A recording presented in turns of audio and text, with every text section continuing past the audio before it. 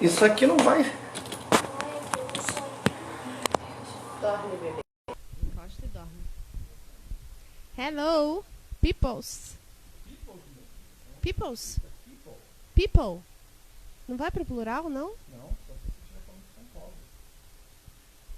Ó.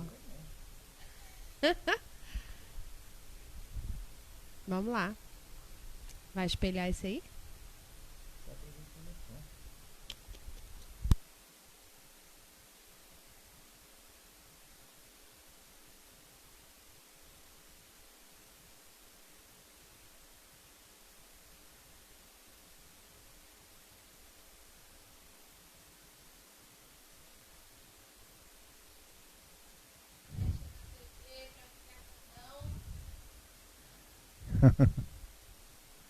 A gente já vai começar. Deixa eu só me organizar aqui. Eu tô com som? Tô. Vamos ver se está com som ali. Pra gente... Ô filha, eu preciso que você veja aqui o seu som. Tá funcionando? Bem, tá funcionando, tá tudo bem. Já me ouvi ali já. Tá tudo no esquema. O meu é que eu tô querendo saber se eu tô, né? Não, não capta não. Capta.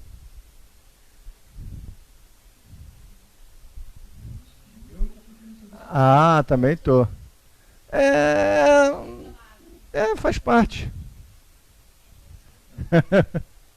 Eu vou só... Ups. Tirar o som ali. Gente, graça e paz. O som tá ótimo, Orbita, muito bom estar aqui com vocês. Deus é bom. Nós vamos fazer uma oração para iniciarmos nosso estudo. Hoje iniciaremos uma bela carta. Essa carta, se tivesse que ter ali um desenho, um símbolo para representar essa carta, seria a cruz. A redenção. É maravilhosa a carta de Deus aos Hebreus.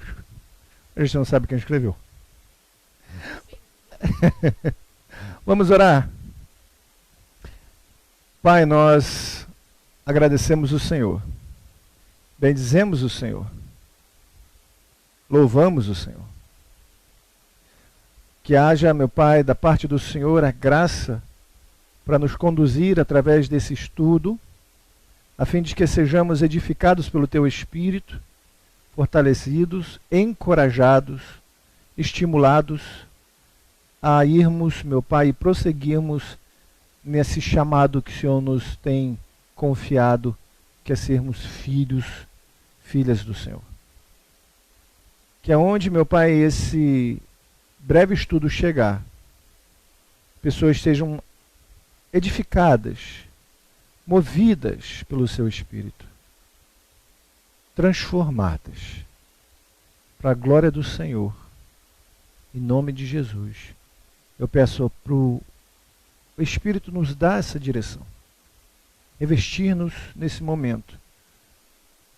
Nós que somos carentes da intervenção divina, pedimos, age, no nome de Jesus. Amém. Olá, meus queridos e minhas queridas, a gente vai esperar um pouquinho aqui, né? O pessoal ir chegando, só para a gente ter uma noção. E hoje a gente vai falar sobre uma carta muito interessante, que é a carta de Paulo, ó o vício, a carta aos Hebreus, carta aos Hebreus. Amém? Elaine, vamos cantar uma canção ao Senhor? Breve canção. Breve canção, um pedacinho só. Estás aqui, movendo entre nós, te adorarei, te adorarei. Estás aqui, mudando destinos, te adorarei, te adorarei. Estás aqui, operando milagres, te adorarei, te adorarei. Estás aqui transformando nossas vidas. Te adorarei, te adorarei. Meu Deus é o Deus de milagres, Deus de promessas, caminho no deserto, luz na escuridão. Esse é quem tu és. Meu Deus é o Deus de milagres, Deus de promessas, luz na escuridão. Meu Deus, esse é quem tu és. Ele é. Meu Deus é o Deus de milagres, Deus de promessas, caminho no deserto, luz na escuridão.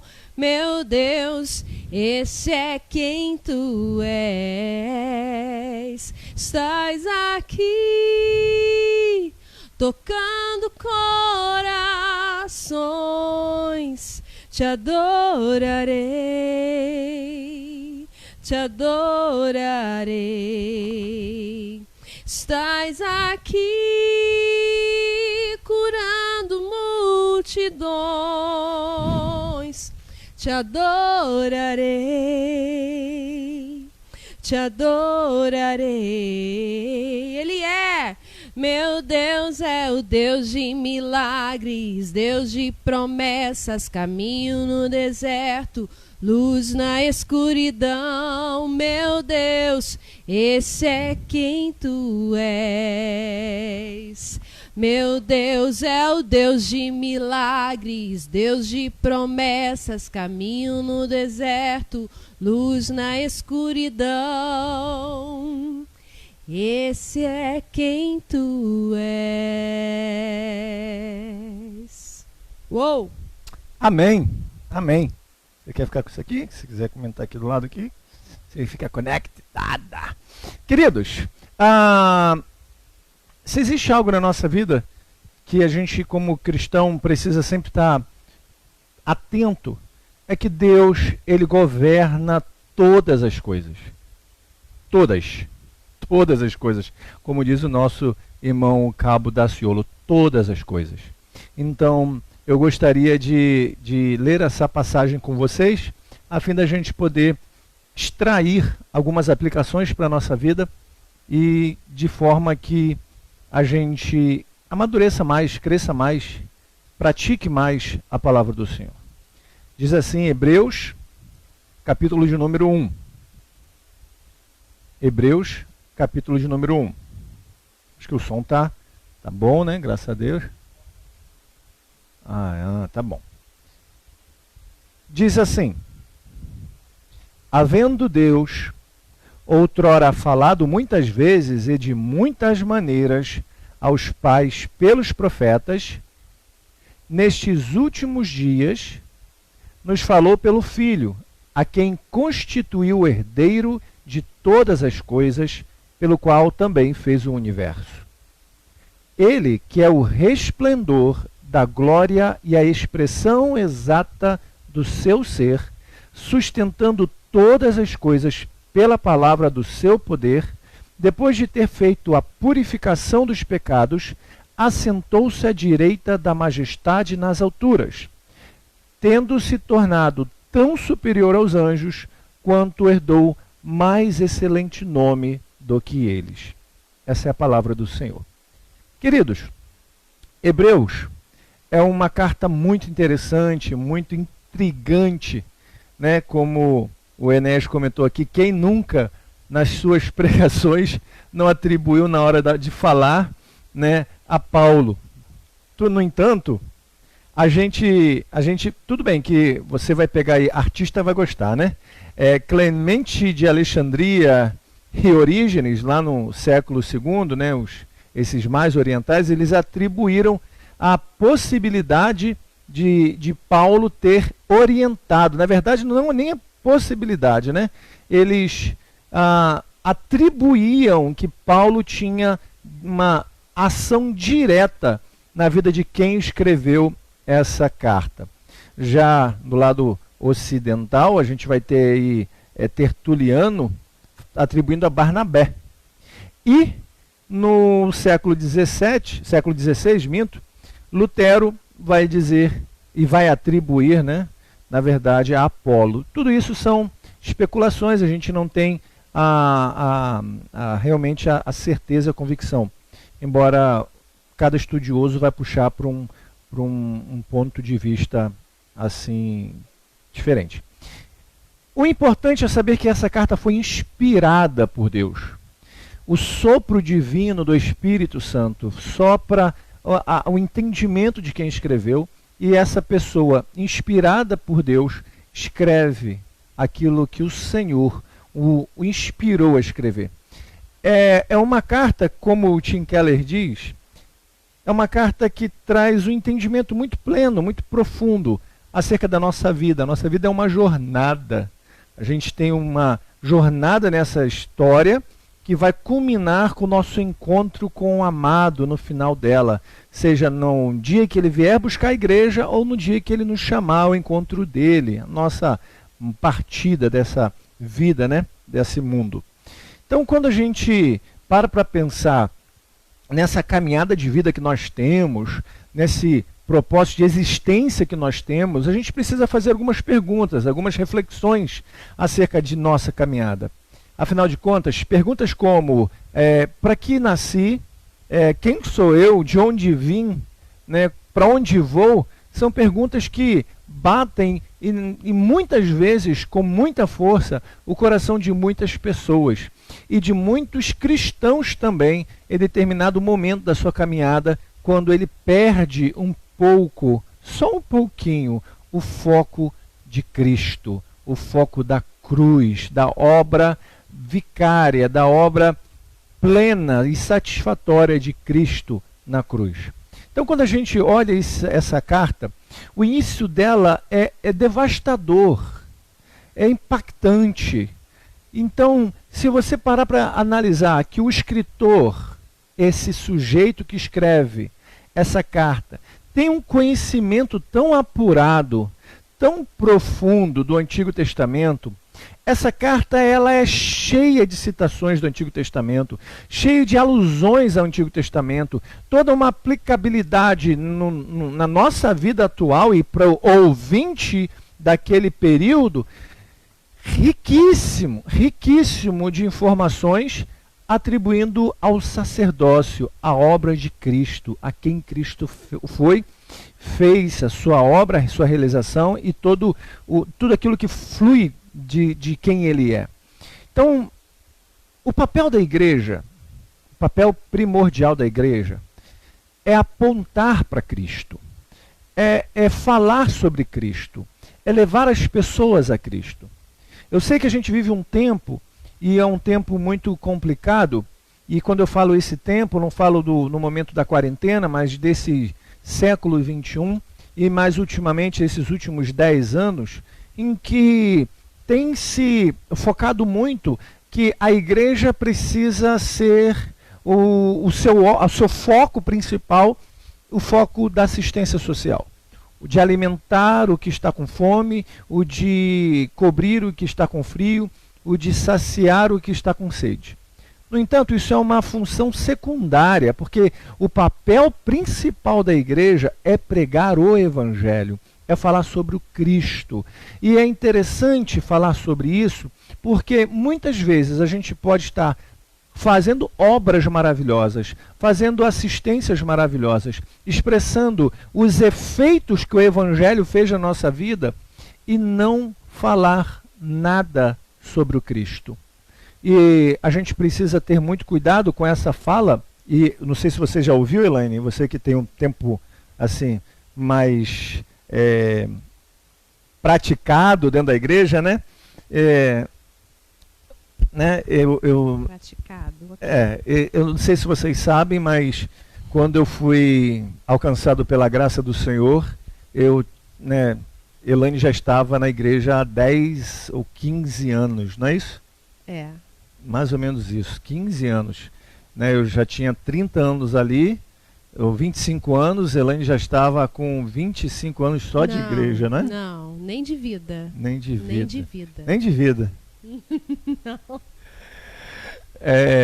Piada interna. Então, a gente já ouviu muito essa fala. Pregue o evangelho, se possível for, com palavras. Não sei se você já ouviu isso. Sim. Elaine vem de uma raiz assembleana. Elaine foi do fogo, do repleplé. Eu sou do fogo, né? E eu cheguei ali, alcancei a Elaine nessa corrida, que já estava numa jornada mais tempo que eu. E a gente ouviu muitas vezes isso, né? E ao longo da nossa caminhada, são 18 anos de casado em novembro, Sim. 20 juntos, né? Com um de namoro e um de noivado. E esse tempo que a gente tem andado junto, a gente é muito igrejeiro e a gente já ouviu muitas pregações das quais muitos citavam essa passagem. Prega evangelho, se possível for, use palavras. Este que vos fala também já falou muito isso no início da carreira. No entanto, não há como você pregar o evangelho se não for por meio de palavras. Você precisa pregar o evangelho por meio de palavras, porque o evangelho é Jesus Cristo encarnado, morto na cruz do Calvário, pelos nossos pecados, nos substituindo, nós pecadores, para aplacar a ira do Pai que, como pecadores, receberíamos caindo sobre Cristo, a fim de que, morrendo na cruz, nos substituísse, nos dando a sua santificação e nos elevando, não mais como condenados ao inferno, mas em Cristo, salvos, sem condenação, sem culpa. Então isso é o evangelho. Então quando você tem esse encontro com o evangelho e você sabe que você é um pecador, e você sabe que está devendo a alguém que você não tem como pagar, você fica desesperado.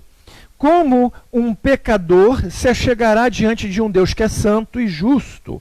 Como um pecador se aproximará daquele que é santo, santo, santo? Não vai se achegar. Um pecador não se achega ao Deus que é santo.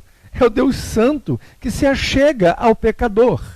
E aí a gente tem o versículo 1 dizendo assim: havendo Deus, outrora, falado muitas vezes e de muitas maneiras aos pais, pelos profetas. Olha que coisa interessante. O escritor vai dizer que Deus já havia falado muitas vezes aos homens.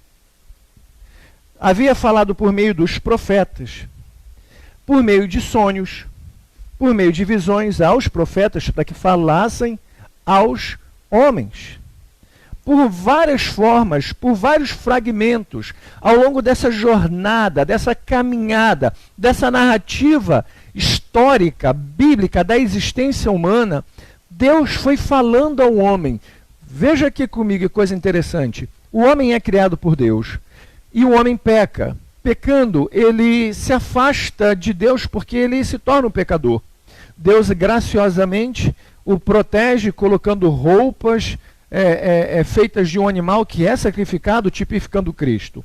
Ao longo da história a gente vai ver o Senhor se revelando aos homens que ali se encontram, a Noé, a Enoque, aí vai se revelar a Moisés, vai se revelar a Abraão, né? Isaac, Jacó, vai se revelar a José, vai se revelar aos patriarcas, vai se revelar até quem não era da linhagem de Abraão, como se revelou a Balaão, que não era um profeta de Deus, ele era um profeta do caos, ele era um profeta secular.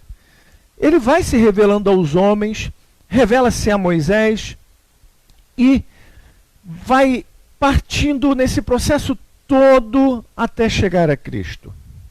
Olha que coisa interessante, Elaine. O Senhor vai se revelando, vai falando, e os homens vão escutando.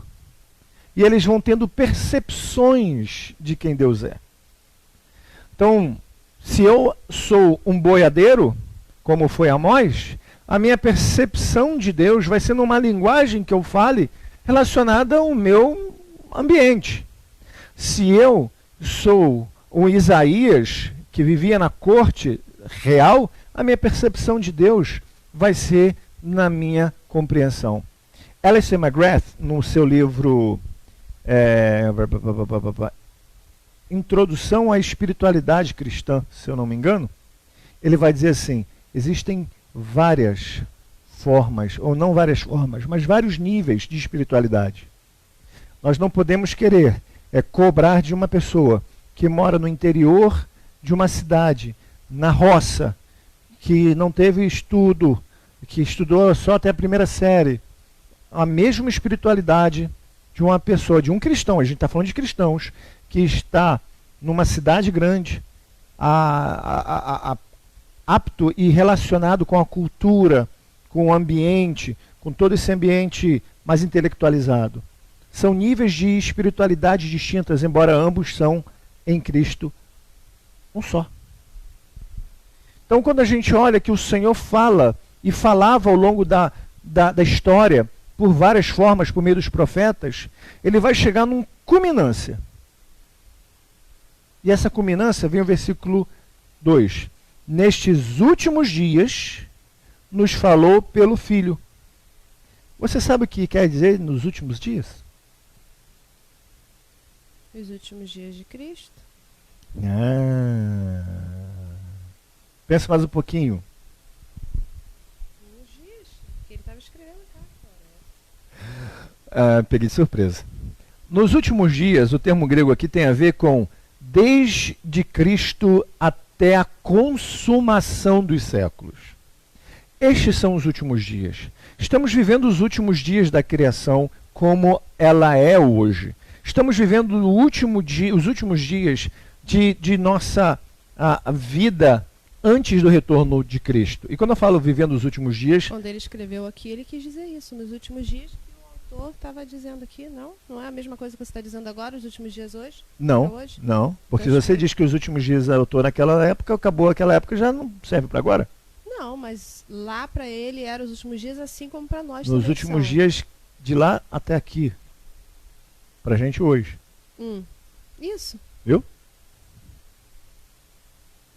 Implicante. Chato. Então, quando ele fala nos últimos dias, ele está falando que desde Cristo até a consumação dos tempos. Que coisa linda, gente. A consumação do tempo. Eu acho que você me quer aqui para me dar uma zoada, só. Não. Então tá, vamos embora. É porque... o pessoal tá comentando lá, eu conheço como Assis, eu conheço como sendo de Agostinho, de quem é a frase? Eu já ouvi falar que era de Francisco de Assis. E eu ouvi uma vez, não sei se foi Franklin Ferreira, que disse que não é de Agostinho de Hipona. Porque Agostinho de Hipona era teólogo, né? Era bom. Não que Francisco de Assis não fosse bom, mas não foi, né? Eu vi o Franklin Ferreira falando que não foi Agostinho de Hipona. Agostinho de Hipona? Não. Olha, o Enéas vai dar um presente a quem ganhar. Quem errar vai dar um presente pro outro. Uhum. Minha filha quer saber qual é o presente. Presente? Minha filha. Tem que ir lá buscar. E não dá para entrar no Rio, tá difícil. Ninguém pode se locomover. Então, quando ele fala nestes últimos dias, nos falou pelo seu Filho, a quem constituiu o herdeiro de todas as coisas, pelo qual também fez o universo. Essa palavra, Elaine, nos últimos dias, tem uma implicação muito grande. Porque quando o autor fala nos últimos dias, ele está dizendo que do momento que foi escrito, no momento que Cristo se revelou e falou aos homens, até a consumação, não há mais nenhuma outra nova revelação. Isso é considerado últimos dias? Nesses últimos dias é quando Cristo encarna e fala aos homens até a volta dele. Estamos nos últimos dias. Estamos nos últimos dias. Certo. Eu entendi o que a carta estava dizendo, tá? Isso. Então estamos nos últimos dias. Sim. E quando a gente fala nos últimos dias, a gente precisa ter um cuidado, porque por causa da pandemia, do que a gente está vivendo, tem muita gente que está falando, não, agora já é o fim. Né, esse ano Cristo volta. Tá batendo a porta, ele tá batendo o pé na sola. Nós não sabemos quando Cristo voltará. só o conselho da Trindade sabe. E a gente precisa lembrar o seguinte: ele pode voltar amanhã, como ele pode voltar daqui a 10 anos, ou daqui a 100 ou 200 anos. Isso é algo que ele, em sua soberana decisão, fará. Mas uma coisa a gente precisa ter em mente: que de Cristo até a volta dele, seja amanhã ou daqui a um século, nenhuma nova revelação surgirá. Nenhuma. Por quê? Porque Cristo foi o último meio pelo qual Deus, o Pai, se direcionou à humanidade para falar a sua vontade, o seu plano e o seu querer. Ali foi consumado, ali ele deixou tudo que era necessário. Exato. Por quê? Mas Everson, quer dizer que você descrê que haja revelação? Você descrê que haja que Deus possa usar alguém para entregar algo? Em relação à revelação divina que norteia a vida de um cristão, as Escrituras são definitivamente a autoridade máxima sobre a vida do cristão. Sim. O que a Reforma Protestante trouxe, e esse conceito de sola Escritura, somente a Escritura tem autoridade, né, sobre a vida do cristão, era exatamente porque o povo católico, apostólico, romano, e a gente fala com fatores históricos não depreciativos, eles seguiam não apenas as Escrituras, eles tinham as bulas papais, as encíclicas, os concílios. Então era a Escritura mais alguma coisa. A Escritura mais a bula papal. A Escritura mais o concílio. O que Lutero, diante da Dieta de Worms, se eu não me engano, vai dizer que ele não pode ir contra as Escrituras e a consciência dele que está submetida às Escrituras. Não tem como. A Escritura é total autoridade sobre a vida de Lutero, sobre a vida de qualquer cristão que entenda sola Escritura, somente a Escritura. Então, Jesus Cristo é a revelação do Pai, última e definitiva. Não é preciso mais alguma coisa. Não é preciso mais alguma coisa. Você tem que concordar que nem todo mundo entende isso. Não. Não entende. Por quê? Não, eu tenho que fazer a minha parte, que senão, né, como é que vai ser? Eu tenho que ir nas consagrações, eu tenho que fazer os meus jejuns, eu tenho, porque senão, né, Deus não fala comigo. Contas, eu tenho que ajudar em alguma coisa, né? Ou seja, esse lance da participação da pessoa está muito internalizado de muito tempo, né? A nossa cultura brasileira, ela tem um viés católico. Essa era o contexto. Você precisava fazer algo para alcançar de Deus um favor. Na catequese te ensinavam isso. Te ensinavam, sim. Bem... Por exemplo, você tinha que pagar as indulgências, você tinha que fazer algo, você tinha que... Você vai ver isso nos ensinos catequéticos. Um bebê nasce pagão, e esse bebê precisa passar pelo batismo, a fim de que ele deixe de ser pagão. Por isso que tem aquela roupinha que o pessoal chama ridiculamente de pagãozinho. Pagãozinho. Ai, quando Marina nasceu, minha mãe falava muito, né? Ai, tem que comprar um pagãozinho. Aí a pessoa ficava louco. Que pagão? Pagão. Pagão. É um macacãozinho, pecador filho. Assim, mas pagã não. Aí você tem que fazer, né, o seu batismo, porque na cultura católica, apostólica romana, o batismo é regenerador. Então, quando você batiza um bebê na Igreja Católica, ele está entrando no estado de justificação, que depois na crisma vai fazer a sua profissão de fé, né, que vai testificar de que ele crê nas dogmas católicos, e se ele pecar posteriormente a isso, ele vai precisar ele vai cair do estado de justificação e vai precisar vir ao padre para que o padre venha dizer, olha, você precisa rezar tantas Aves Marias, tanto Pai Nosso, que serão as suas formas de pagar por aquele erro e se tornar novamente, entrar no estado de justificação. O que na época Lutero vai dizer, olha, esse negócio de tesouro de mérito, de que você tem que pagar a indulgência para que um mérito que está lá no céu, alcançado por alguém que foi muito santo, e ele foi santo para ele e para o outro, isso aí já complica tudo, mas okay. Então, não é somente a graça, não é a graça e mais o que você faz, não é a fé e mais o que você faz, é a fé e a fé, somente, sola fide, somente a fé, solos Christus, somente em Cristo, através de sola Escritura, da palavra apenas, e somente. Então, dentro desse preceito, desse contexto, quando ele fala que Cristo, ele falou, nesses últimos dias, falou pelo Filho, mas Everson, eu estava dormindo e o Senhor me deu um sonho. Eu não estou dizendo que Deus não fale por sonho, ou Deus não use de uma palavra de sabedoria ou de conhecimento. Agora, se isso norteia a sua vida, você está dizendo que isso, mais a Bíblia, é que norteia, e não apenas a Bíblia. Como pessoas que têm o hábito de ir buscar revelação. E a revelação dele não é a revelação que a gente está falando aqui. A revelação que ele busca é todas as decisões que ele precisa tomar, ele vai lá naquele lugar, porque lá o irmão revela, e lá o irmão vai te dar mais ou menos uma dica que se você vai para aquele caminho ou para o outro. Essa é a revelação que muita gente está procurando. E não busca essa revelação.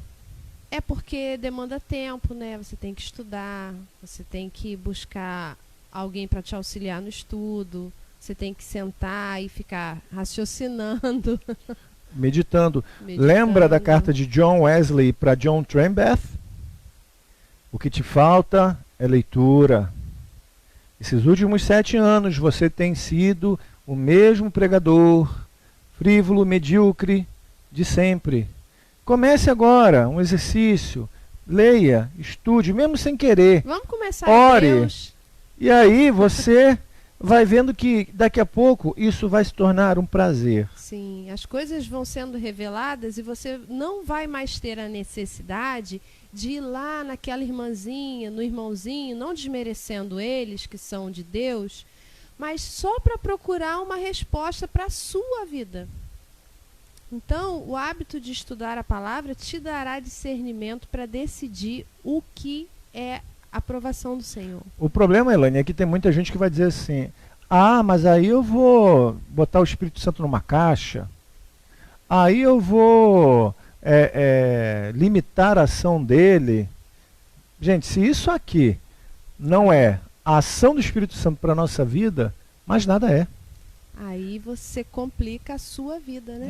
Porque você vai estar sempre dependendo de um irmão, de uma irmã, de alguém para te carregar. E aí muitas vezes você vai ser levado pelas suas emoções e não pela sua espiritualidade. E a nossa emoção é traiçoeira. Já viu aquele tipo de pregador que não consegue pregar sem um teclado de fundo, uma bateria, uma música? Tirou isso tudo, ele não flui.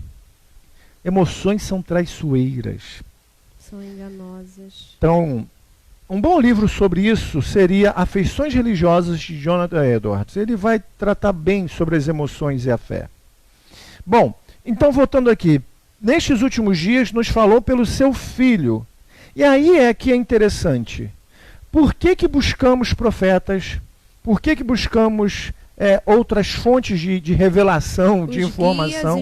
Os guias espirituais. Né? Tem muitos guias no sentido negativo da palavra. Guias né? espirituais, aqueles que são as suas bengalas. Guru. Porque nos falou pelo Filho, a quem constituiu o herdeiro de todas as coisas, pelo qual também fez o universo, fez o Aionas, as eras, os mundos. Ele está dizendo, olha, eu falei por meio de vários profetas, mas definitivamente, para acabar com tudo, eu falei através do meu Filho. O meu Filho revelou quem eu sou definitivamente.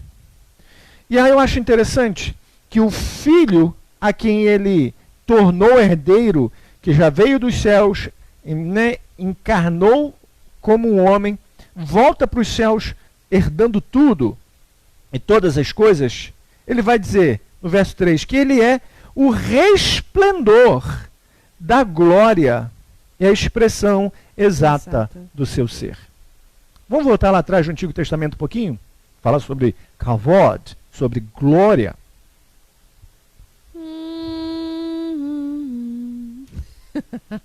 Vem com peso. Vem com peso, é uma música legal. Vem com peso do seu emocionante. peso. Okay. Vem com peso do seu peso. Bom, Êxodo vai mostrar o Senhor se revelando a Moisés e falando para que Moisés diga para o povo, olha, fala para o povo se santificar e ficar na eira, não nem subir perto do monte, fica na eira, nem animal chega perto, porque eu vou me revelar. E aí o que acontece no monte? O monte treme, os relâmpagos, trovões, o Senhor fala e a terra treme. E aí o povo, não, fala através de você, Moisés, a gente não suporta. É pesado. Aí você vai ver que ao longo da história o Senhor se revela com essa coluna de fogo à noite e a nuvem durante o dia no deserto. A consagração do tabernáculo, do templo por Salomão, vai manifestar o fogo do Senhor, a glória do Senhor, que ninguém consegue ficar de pé. E Cristo é o resplendor dessa glória. É a expressão exata de quem Deus é, dessa glória. Não se engane, meu irmão e minha irmã. Cristo, quando encarnado, homem e verdadeiramente Deus, como ele disse para Maria, não me segure, Madalena, não me segure que eu ainda não fui glorificado, eu não voltei ao Pai. O Cristo que está sentado à destra do Pai, seus olhos são como de chama, não que tem fogo, porque ele consegue ver a profundidade do nosso coração. Ele faz com que tremamos diante dele simplesmente por quem ele é. Então, se você fala que viu Jesus e o seu joelho não caiu no chão, você não chorou e sua vida não foi transformada, você não viu Jesus, você viu uma emoção. Porque a história bíblica, e é aqui que a revelação de Deus em Cristo, mostra que os profetas, os apóstolos, quando viram a representatividade de Deus no Antigo Testamento, ou o Cristo encarnado, o Deus encarnado no Novo Testamento, pós-ressurreição, todos caíam como mortos ao chão. Paulo, todos, ouvindo a voz, Saulo, Saulo, por que me persegues? Olha a intimidade de Cristo com a igreja. Caiu como cego, morto no chão. João, o apóstolo íntimo. João. Ele teve visão e ele caiu como morto. Gente, ter a visão de quem Cristo é deve nos levar a dobrar os joelhos. E aí, ainda que eu não tenha essa visão, a Bíblia me fala sobre esse resplendor. Eu tenho 44 anos, eu sou novo ainda nessa caminhada de fé, mas eu peguei uma fase boa ainda com Elaine na Assembleia de Deus, em que todas as vezes que nos achegávamos à igreja, a primeira coisa que nós fazíamos era dobrar o joelho. Sim. E orar. Regra básica. Qual foi a última vez que nós, ou eu, você, fizemos isso ao entrarmos num espaço físico como a igreja para cultuar o Senhor? A gente chega, pega o celular e começa a jogar joguinho, ver mensagem. Nossa, tá muito Onde diferente. Muito diferente. E aí a gente fala que a gente é espiritual, a gente fala que a gente é cheio do poder do Senhor, que a gente tem o conhecimento do Senhor. Não tem nada. A gente tem muito entretenimento agarrado. Para a gente concluir esse pensamento aqui, olha que coisa interessante. A gente vê uma época, e vive uma época já desses últimos 10 anos, eu diria até um pouquinho mais, em que tudo que é concernente à igreja, estrutura, templo, que a gente chama, o prédio físico, é criticado por muita gente. Não, na igreja somos nós. Aquilo é um prédio e tal.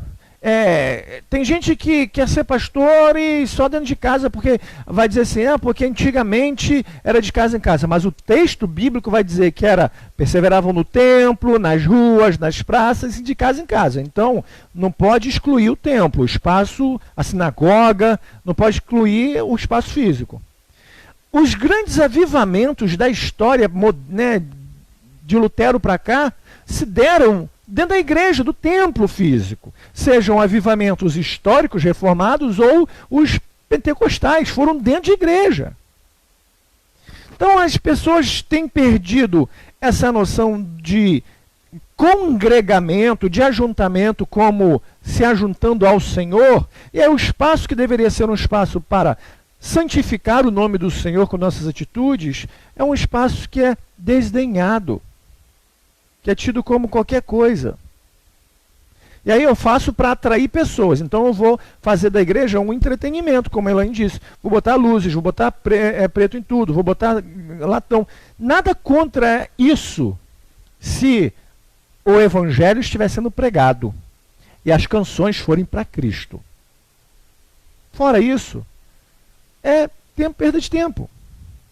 Perda de tempo. Então, quando a gente olha e vê que Jesus Cristo, ele é o resplendor e da glória e expressão exata do seu poder. Poder esse que, através do Evangelho, consegue mudar o nosso coração duro.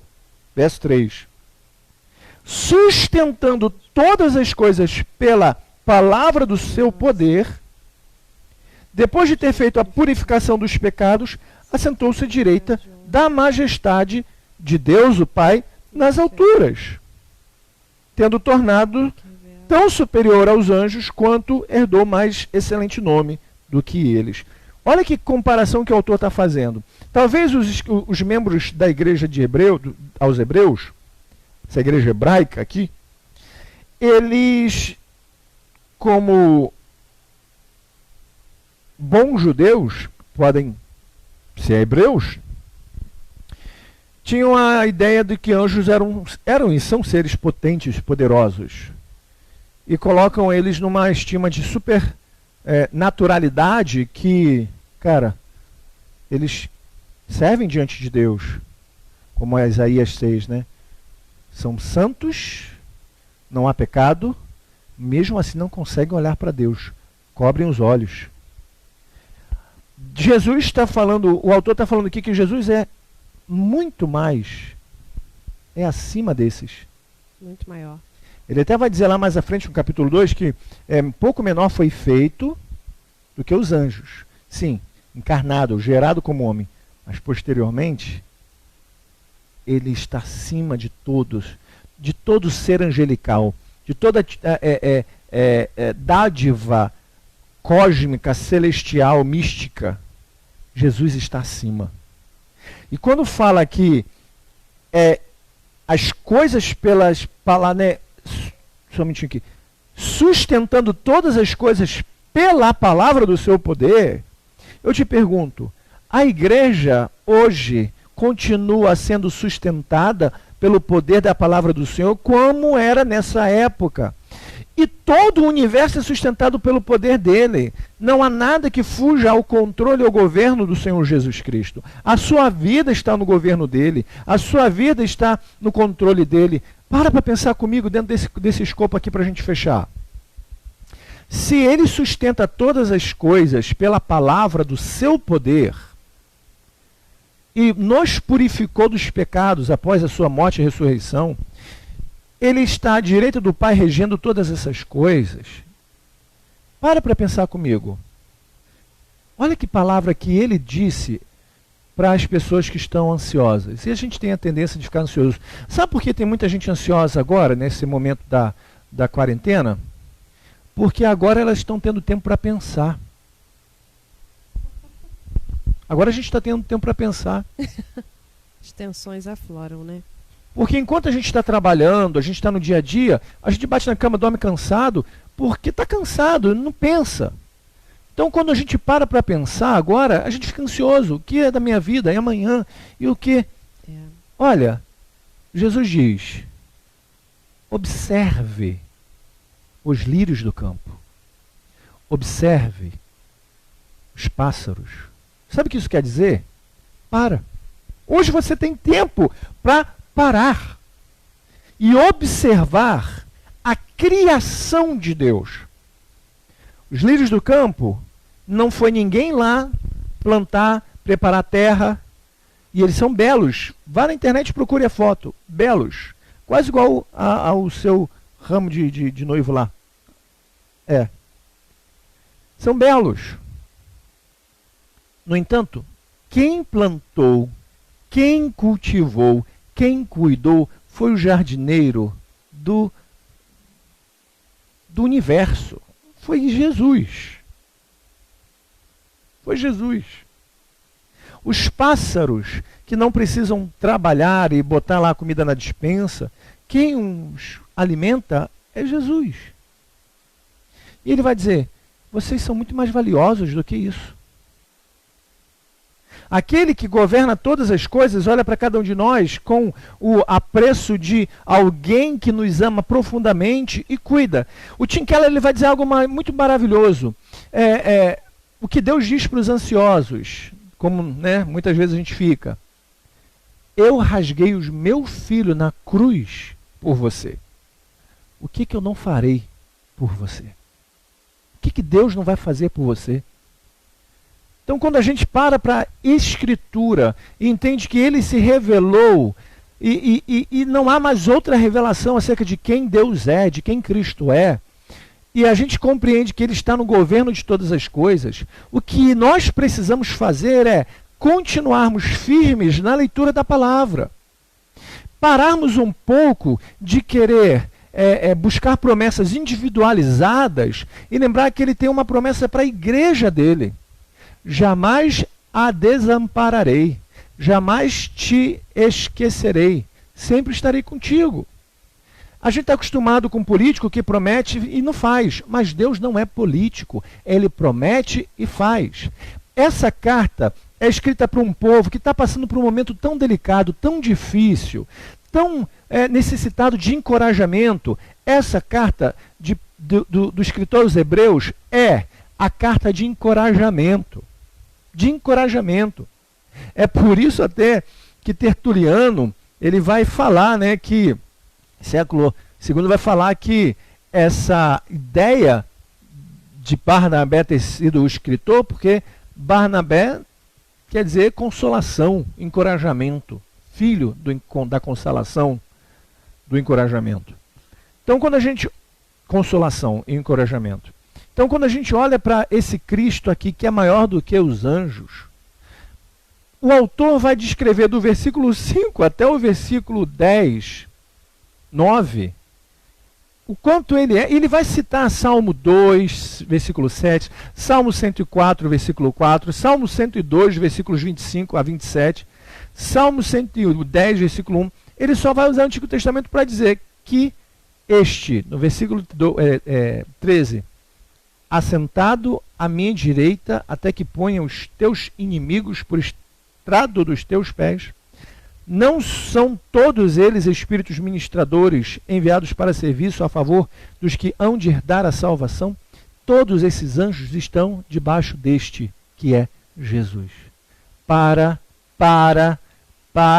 serviço a favor dos que hão de herdar a salvação. Se herdamos a salvação, eles estão servindo a nossa vida, eles são instrumentos do Senhor. Instrumentos do Senhor. Mas eles não são maiores. É triste quando você vai numa comunidade e de repente ela tem uma pegada pentecostal e você vai visitar, porque um amigo te chama, ou você vai pregar, e aí o pregador fala, Jesus está aqui nessa noite. Amém, aleluia. Mas vejo um anjo, aleluia, glória a Deus, move-se tudo. Como se um anjo fosse alguém maior do que Jesus. Se um anjo, que é um símbolo de elemento sobrenatural, divino, e que quando se revelava aos homens, os homens se prostravam diante de seu resplendor, e eles tinham que falar, sou um conservo com vocês. Imagine o autor e consumador da nossa fé, que é o Senhor Jesus. É verdade. Ele não é mais o cordeiro ensanguentado, ferido. Ele agora é o leão que ruge. Temos muito mais motivos de celebração e júbilo, né? Muito mais. E aí eu fecho com uma passagem do Crônicas de Nárnia, o príncipe Caspian, quando eles estão numa situação em que os invisíveis começam a atacar e eles fogem para se agrupar e um diz, a gente tem que lutar, mas como vamos lutar contra aquilo que nós não vemos? Aí eles dão as mãos e juntos enfrentam esse inimigo. E aí a pergunta feita, por que eles não fogem do medo, não fogem do perigo, já que não se vê, mas eles se unem para enfrentar? Porque é assim que cristãos têm vivido ao longo desses séculos e séculos de existência da igreja, crendo que aquele que vence as nossas guerras invisíveis, as nossas batalhas invisíveis, os inimigos de nossa alma, está conosco, nos pegando na mão e nos levando a enfrentar esse desafio. Tenha coragem de crer nas Escrituras. Tenha coragem de confiar no Senhor das Escrituras e no que Ele falou ser suficiente. Porque, irmãos, irmãs, sonhos são maravilhosos, mas sonhos podem ter muito de nossa emoção e nada de Deus. Então a gente precisa ter aqui os nossos olhos. Estamos na caminhada de servir a Cristo. É uma jornada. É uma jornada. Sim. E como jornada a gente enfrenta desafios, embates, crescimentos, derrotas, choros, lágrimas, mas também conquistas, vitórias, realizações, júbilo. Tudo isso porque nos últimos dias, até a vinda do Senhor, Ele é quem fala e nós quem ouvimos. E isso é interessante para fechar. Se é Ele quem fala, nós ouvimos. E ouvir na Bíblia quer dizer obedecer. Amém? Alguma coisa? Não. É isso mesmo. Interessante. Ai, desculpa. Ai, que horror. Machucou. Ele hoje fez a proeza de prender o próprio dedo na porta do carro. Ó. Ai. E tá roxo, gente. Eu apertei agora minha mão sem querer. O dedo.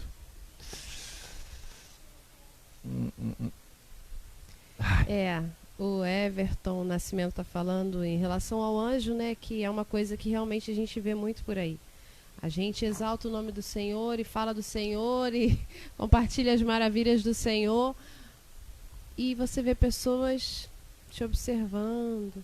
Mas se você fala, veja um anjo um homem aqui de branco no meio veja da um congregação, o anjo está passando com a bandeja. E eu vi que fizeram um feitiço para você, mas Jesus quebrou. Essas coisas, elas mexem com as pessoas de uma maneira que a gente até se assusta, né? Porque eu acredito mesmo que o Senhor desfaz feitiço, bruxaria, e que as pessoas estão tentando umas contra as outras por causa do espírito maligno que age no mundo também. Agora, causa toda essa emoção e comoção, mais do que exaltar o nome do Senhor, do que falar sobre as grandezas do Senhor. Isso é algo muito forte no nosso meio. Verdade. Infelizmente. Vamos orar? Daniel entrou agora, Daniel. Oi. Quem é Daniel? Daniel. Lá de cima. Lá de cima? Lá de cima. Lá de cima. Gente, a gente vai terminar. Eu queria dizer que a quarta-feira que vem a gente está aqui de novo, dando sequência. A gente vai para o capítulo 2. A gente não vai explorar os textos exaustivamente. Né? Esse termo exaustivamente não é no sentido de... Não, é porque você pegar texto por texto, versículo por versículo, porque senão a gente está online, né? E a gente sabe como é que funciona. É melhor você pegar daquele ali o que destacou, né? E a gente falar sobre. Tá bom? Você que tem nos acompanhado, eu sou o pastor Everson, pastor da Comunidade Cristã Redentor, aqui em Cabo Frio, na Rua Inglaterra, número 225, Jardim Caiçara. E a gente está nesse período aí de quarentena, né? Então, enquanto isso, a gente está fazendo aqui de casa. Né? Hora aqui na sala, hora no quarto. Até que o Senhor nos permita ter essa oportunidade de estar juntos. Enquanto isso não acontece, a gente está orando ao Senhor por cada um de vocês, pela comunidade, assim, desejoso de estar muito voltando a congregar para poder servir melhor aquele bairro. Você que puder e quer compartilhar um pouco daquilo que Deus tem dado na sua vida, ofertando, dizimando em nossa comunidade, depois você pode entrar em contato com o nosso inbox, que eu passo todas as coordenadas, tá bom? Nada que te falte, nada que prejudique a sua família, a sua casa, ou alguém que precise próximo de você, tá bom? Deus seja louvado. Vamos orar. Pai, que cada um que esteja ouvindo essa palavra entenda que Jesus Cristo é tudo que nós precisamos. O resplendor da glória, o Deus Todo-Poderoso, se revela e se revelou na simplicidade do Filho do Carpinteiro. E este, morrendo na cruz, ressuscitando ao terceiro dia, assunto aos céus, glorificado, tem um nome que todos se dobram. Os anjos se dobram, demônios se dobram e nós também nos dobramos. Muitos hoje vão dizer, eu não creio, eu não acredito, mas haverá um dia que todos os joelhos se dobrarão diante da glória daquele que tudo é, tudo vê e tudo pode. Jesus Cristo. Sim, Pai, eu peço, abençoe cada um dos nossos irmãos, para a glória do Senhor. Amém. Amém. Teu reino é sempre eterno, firmado em misericórdia, justiça e igualdade, bondade, fidelidade, a tua igreja te adora. A tua igreja te adora. Boa, né? Boa. Ajuda ali, filha. Tchau, gente. Um beijão. Desliga ali pra gente, por favor, minha filha.